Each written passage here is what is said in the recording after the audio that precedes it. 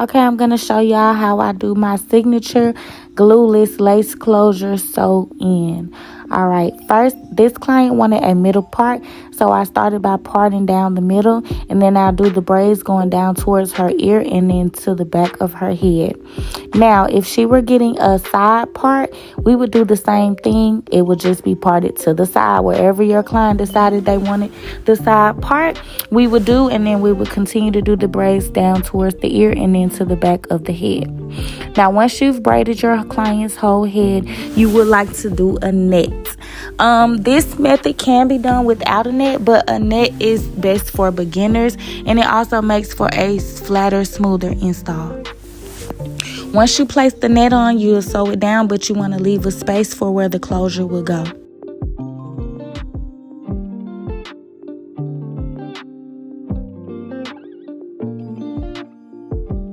Once you've done that, you'll take some gel, whatever your preference is, and you'll put it along the hairline. It's basically like we're doing the ball cap method for a frontal. So we'll put the gel on, and then you want to put the cap on top, and then you'll sew that part, the perimeter of that cap around where it meets the net. That's where your closure will go.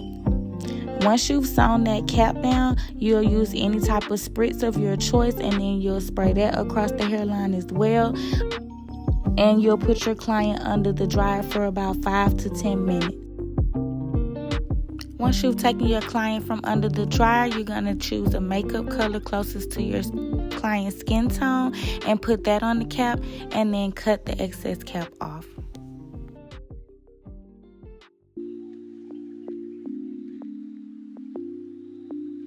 And make sure that you're cutting close as possible to the hairline.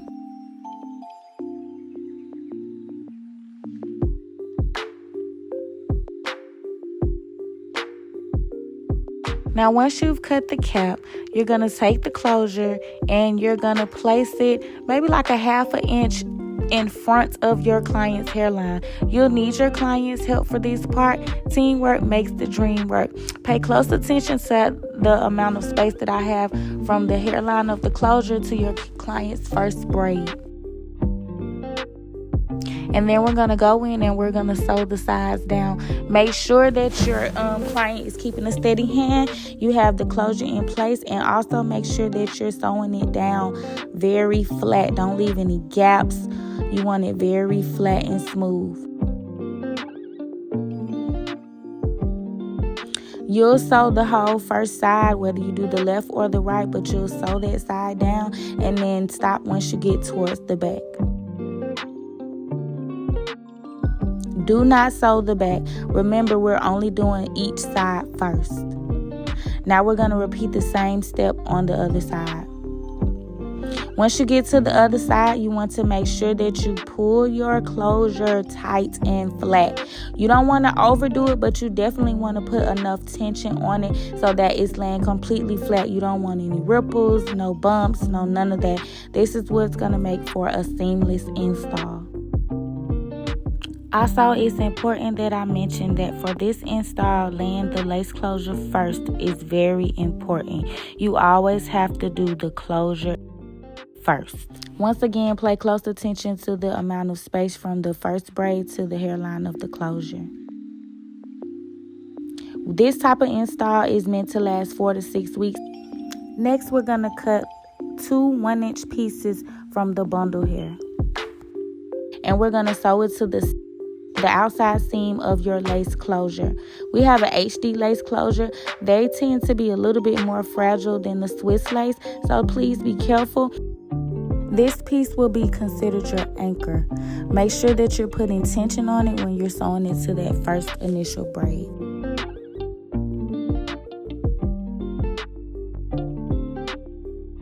Try to sew through the net as to keep tension off of the hairline.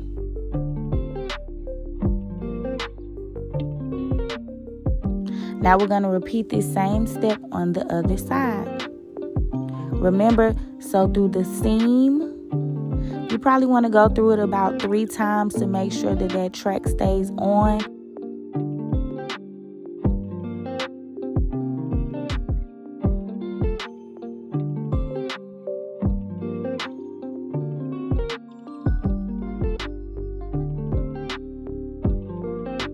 put that tension on. You see how I'm tugging a little bit? And then I'm sewing it to the first braid. And I'm only going to sew the end of that track. As you can see, it's it's slightly a little gap left.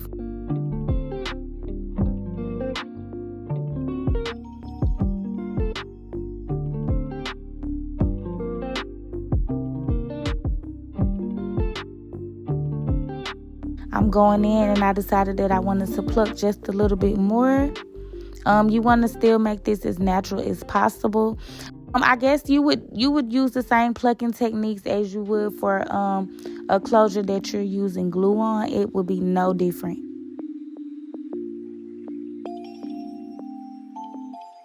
And this closure was already bleached and customized prior to the install. Okay, now what we're going to do is we're going to create a part down the middle.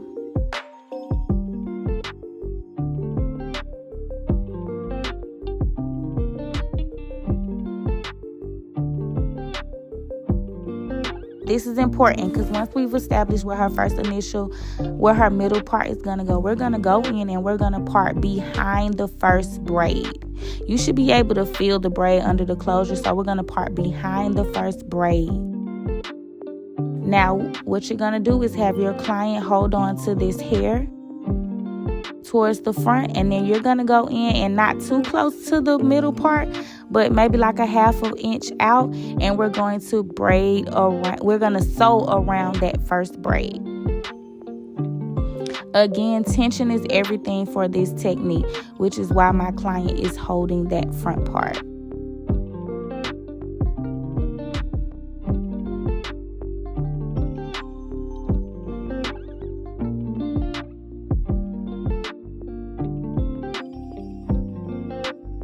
Now, with this technique, you won't be able to see the thread.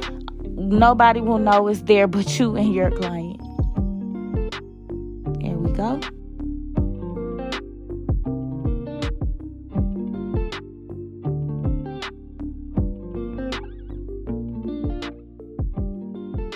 Once again, we're going to repeat the same steps on the other side. Be sure to part behind that first initial braid. And once you get your client to hold the front of that hair, you'll pull it with a slightly tension so that the part is now on top of the braid. Don't sew too close to the middle part. Move about a half an inch out and then sew down on that braid all the way until you get to the edge of the closure, as you can see.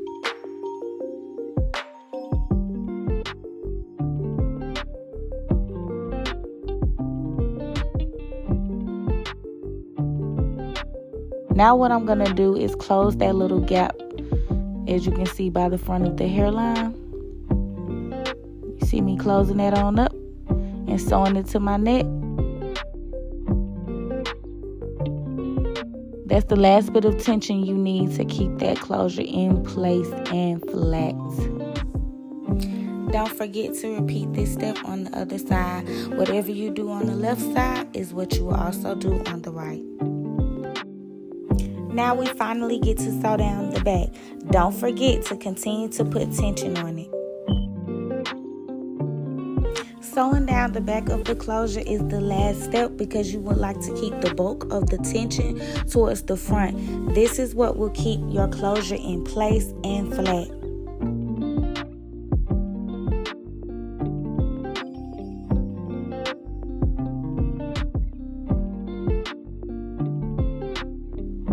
And now we cut the lace. Watch how seamless this looks.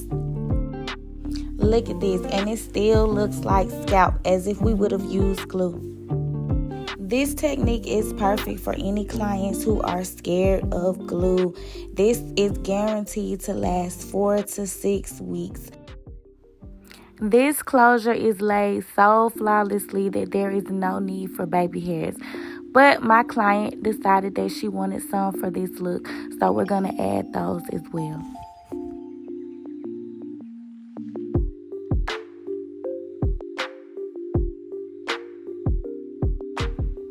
Everyone has a different technique for how they like to lay their baby hairs.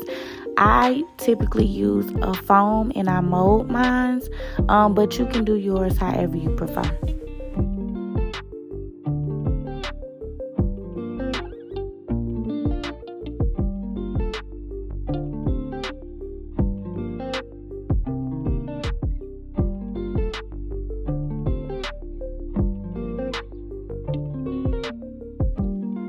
Now what you see me doing here is I'm taking a piece of hair from the closure and I kind of spritzed it and pressed it down just to hide where the closure and the piece of track meet.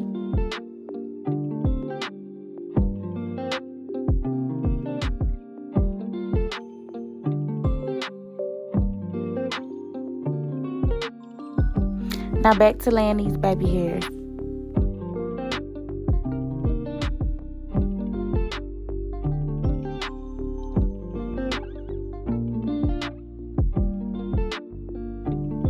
Now I'm going to tie some neck strips around her baby hair and let those dry while I finish the rest of the install. Now to ensure that you're giving the most natural look as possible, you want to make sure that you get your closure as flat as possible. I like to go through piece by piece to ensure that my closure is completely flat and it gives such a natural look.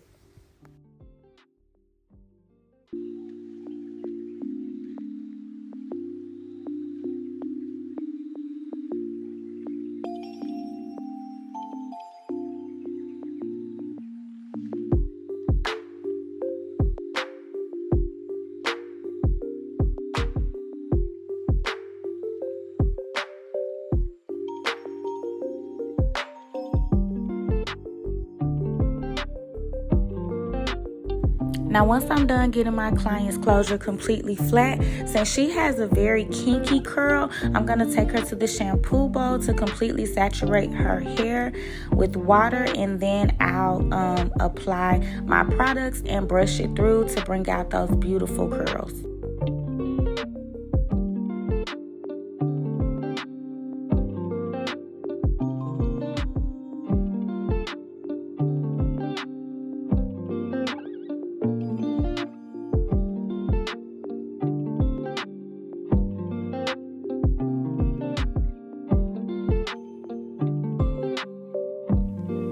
Now right here I'm taking a little bit of makeup and I'm going down along her part just to enhance it a little bit.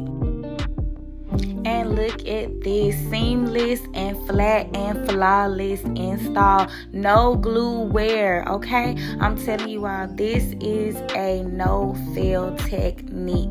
This will increase your clientele and your pockets and the health of your client's hair.